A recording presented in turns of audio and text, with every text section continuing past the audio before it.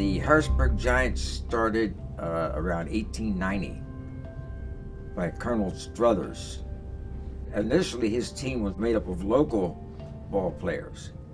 But in the 1920s, as he started making money, then he went out and he purchased players such as Oscar Charleston and Dixon and Fats Jenkins and so forth.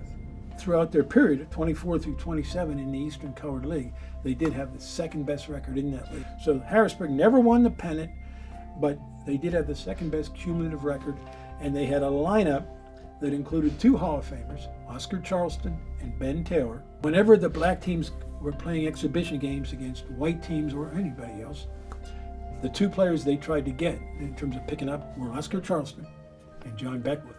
And Colonel Struthers had both on his regular payroll.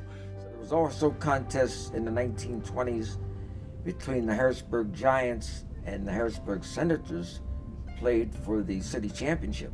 And usually the Giants won.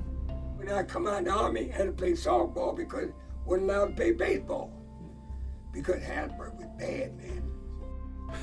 They didn't stop it unwritten. They actually codified that if you had a roster with, I think it said more than one, so they were absolutely and in writing segregating baseball. Yeah, we could not, in Mississippi, our outfit couldn't play it on the same field that they played it on.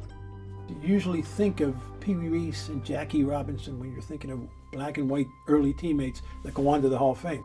But 60 years before them, or 57, in 1890, you had Huey Jennings and Frank Grant on the same team.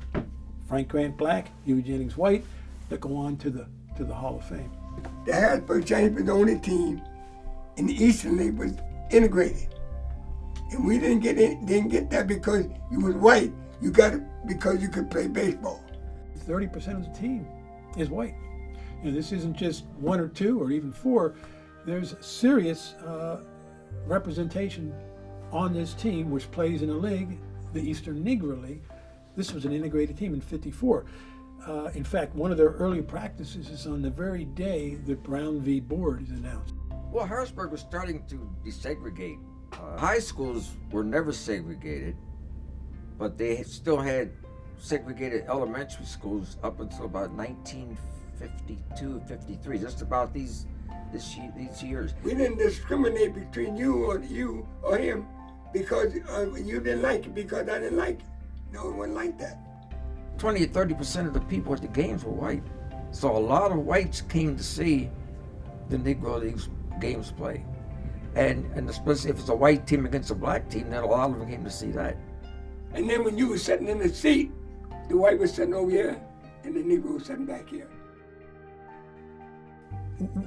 If you're a baseball fan, you need to know the history of the Negro Leagues. They would talk about Babe Ruth. They would talk about the Negro Leagues. They'd talk about Josh Gibson. These are men that sacrificed and were denied the opportunity to make a living as baseball players. Because you love the game. That's why you play.